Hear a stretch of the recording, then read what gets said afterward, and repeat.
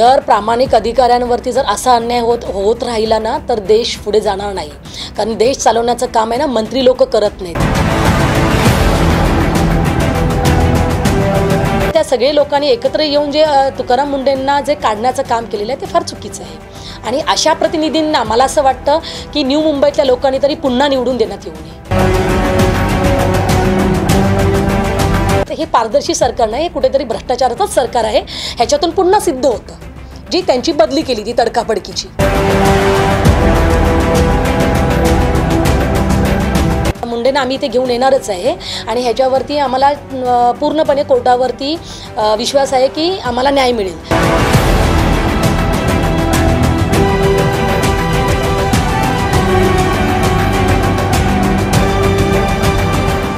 अत्यंत प्रभावीपणे आणि कर्तव्यदक्षपणे आपली जबाबदारी चोखपणे बजावणारे तत्कालीन पालिका आयुक्त तुकाराम मुंढे यांची तडकाफडकी बदली करण्यात आली होती। मुंढे यांनी आपल्या आयुक्तपदाच्या कार्यकाळात भूमाफिया, अतिक्रमणे, बेकायदा बांधकामे आणि राजकीय नेत्यांविरुद्ध कठोर कारवाई केली होती, तर घोटाळ्यामध्ये गुंतलेल्या भ्रष्ट अधिकाऱ्यांविरोधातही त्यांनी बेधडक कारवाई केली होती।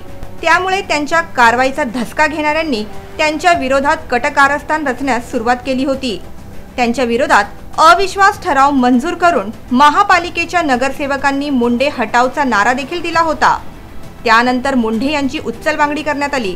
अशातच मुंढे यांची सरकारने केलेली बदली ही बेकायदा असून बेधडक वृत्तीच्या मुंढे यांनी नवी मुंबईच्या पालिका आयुक्तपदी परत आणावे अशी मागणी सामाजिक कार्यकर्त्या कल्पना इनामदार यांच्या वतीने उच्च न्यायालयात करण्यात आली आहे। याबद्दल बोलताना कल्पना इनामदार यांनी सांगितले की तुकाराम मुंढे यांची 10 वर्षाच्या सेवेत 9 वेळा बदली करण्यात आली आहे आणि प्रत्येक ठिकाणी त्यांचा कार्यकाळ हा केवळ 8 ते 9 महिन्यांचाच राहिलाय। त्यामुळे बेधडक कारवाई करणाऱ्या तुकाराम मुंढे यांच्यासारख्या प्रामाणिक IAS अधिकाऱ्यांवर होत असलेल्या अन्यायाविरोधात याचिका दाखल करण्यात आली आहे। आम्ही हायकोर्टाला जी याचिका दाखल केलेली आहे, जी तुकाराम मुंडेंनी 10 वर्षामध्ये काहीतरी 9 बदल्या झाल्या, बरोबर आहे। तर प्रत्येक ठिकाणी तुकाराम मुंडेंना 8 महिन्याने 9 महिन्याने त्यांच्या बदल्या करण्यात आल्या। तर कारण काय, तर ते एक पारदर्शी काम करतात म्हणून। जर पारदर्शी काम करणाऱ्या IAS अधिकाऱ्यांबरोबर जर असा अन्याय होत राहिला तर मला असं वाटतं की मग देश आहे हा म्हणजे IAS न चालवता हे मंत्री लोक चालवत आहेत थोडक्यात। आणि ते इतके भ्रष्टाचार करता येत नाही आहे म्हणा किंवा अजून काही त्याच्यातल्या काही गोष्टी। तर ह्या सगळ्या मुद्द्यांवरती ना मी ठरवलं की एक याचिका दाखल केली हायकोर्टामध्ये।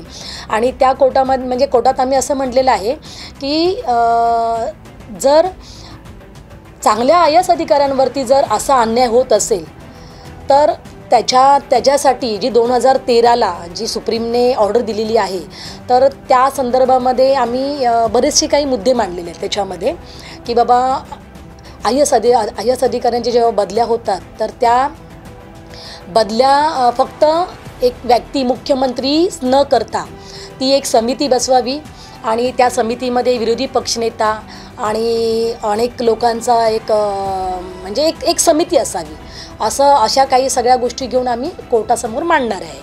फक्त कसं ना की ही याचिका जी आहे ती ही तुकाराम मुंडेंसाठी नाही आहे, फक्त म्हणजे पूर्ण देशातले जेवढे पण IAS अधिकारी आहेत जे तुकाराम मुंडेंसारखे चांगले काम करणारे IAS अधिकारी आहेत तर अशा IAS अधिकाऱ्यांवरती अन्याय होतो म्हणून आम्ही एक याचिका दाखल केली। ती सुप्रीम कोर्टने ऑर्डर दिलेली आहे 2013ला की सुप्रीम कोर्टने ऑर्डर दिलेली आहे की जे IAS अधिकाऱ्यांच्या ज्या बदल्या फक्त एकाच व्यक्तीच्या हातामध्ये आहेत तर त्यासाठी एक समितीचं गठन करण्यात यावं आणि त्या समितीमध्ये विरोधी पक्षनेता असावा। त्या आधारावरती आम्ही याचिका दाखल केलेली। मुंडेंना आम्ही इथे घेऊन येणारच आहे आणि ह्याच्यावरती आम्हाला पूर्णपणे कोर्टावरती विश्वास आहे की आम्हाला न्याय मिळेल आणि तो न्याय 2013च्या ऑर्डरवरती मिळेल। आणि राहिला प्रश्न कसा आहे की त्यांनी ज्या वेळेला म्हणजे मुंडे साहेबांना बदली केली त्याचं कारण त्यांनी दिलेलं नाही आहे। कारण का तुम्हाला कारण द्यायला पाहिजे की तुम्ही 3 वर्षाच्या त्यांची बदली का करता, मग हा कायदा कशाला तुम्ही आणला। म्हणजे कायदे जर तुम्ही ढाब्यावर ठेवून जर बदल्या करत असाल तर म्हणजे याचा अर्थ पुन्हा तेच सिद्ध होतं की हा कुठेतरी भ्रष्टाचार आहे। त्या म्हणाल्या की सर्वोच्च न्यायालयाने सनदी अधिकाऱ्यांच्या बदल्यांसंदर्भात दिलेल्या आदेशाचेही उल्लंघन होत असल्याचा दावा याचिकेत करण्यात आला आहे। जर प्रामाणिक अधिकाऱ्यांवरती जर असा अन्याय होत राहिला ना तर देश पुढे जाणार नाही. कारण देश चालवण्याचं काम आहे ना मंत्री लोक करत नाहीत. मंत्री लोक फक्त 10% कमिशन कसं मिळेल ना ते काम करतात आणि IAS अधिकाऱ्यांमुळे देश पुढे जातो. आणि जर चांगले IAS अधिकारी असेल तर अशा लोकांच्या पाठीमागे मला असं वाटतं की प्रत्येक सामान्य नागरिकाने पाठीमागे उभं राहिलं पाहिजे. नोव्हेंबर 2016 मध्ये नवी मुंबई महानगरपालिकेच्या भाजप वगळता सर्वपक्षीय नगरसेवकांनी तुकाराम मुंढे यांच्या विरोधात अविश्वासाचा ठरावही मंजूर करण्यात आला होता. याविषयी बोलताना कल्पना इनामदार म्हणाल्या की चुकीच्या पद्धतीने अविश्वास ठराव मंजूर करणाऱ्या लोकप्रतिनिधींना नवी मुंबईकरांनी पुढच्या निवडणुकीत त्यांची जागा दाखवायला हवी. कसं असतं माहिती आहे का की तुम्हाला माहीत असेल की आमदारांनी पगार वाढवण्यासाठी सगळे एकत्र येऊन पगार वाढवला, बरोबर आहे. मग खायचं असेल तर सगळे एकत्र येतात. पण जर एखादी गोष्ट म्हणजे त्याच्यातून मिळतच नसेल तर मग अशा IAS अधिकाऱ्याला हकलवण्यापलीकडे त्यांच्याकडे दुसरा कोणता पर्याय नसतो. मग काय करायचं तर अविश्वास ठराव तो किती चुकीचा केलेला आहे. कारण काय त्याच्यामध्ये की ते भेटायला टाईम देत नाही आहेत किंवा काय. तुम्ही अविश्वास ठराव तुम्ही अशा मुद्द्यांवरती मांडा ना की त्यांनी कुठे भ्रष्टाचार केलेला आहे. त्यांनी अविश्वास जो ठराव मांडलेला आहे तो अतिशय चुकीच्या पद्धतीत म्हणजे तो ठराव जो मांडलेला आहे. आणि त्यांनी जे लोकप्रतिनिधी आहेत त्या सगळे लोकांनी एकत्र येऊन जे तुकाराम मुंढेंना जे काढण्याचं काम केलेलं आहे ते फार चुकीचं आहे. आणि अशा प्रतिनिधींना मला असं वाटतं की न्यू मुंबईतल्या लोकांनी तरी पुन्हा निवडून देण्यात येऊ नये. त्यांनी तुकाराम मुंढे यांची तडकाफडकी बदली करणाऱ्या मुख्यमंत्र्यांवर टीकास्त्र सोडत सांगितले की मुंढेंच्या निर्णयामुळे पारदर्शी सरकारचा दावा करणाऱ्या फडणवीस सरकारच्या भूमिकेवरच प्रश्नचिन्ह निर्माण झाले आहे. मुख्यमंत्र्यांनी बदली होणार नाही असं बोलणं केलं आणि जशा निवडणुका झाल्यानंतर तुकाराम मुंढेंना तिथून हलवण्यात आलं.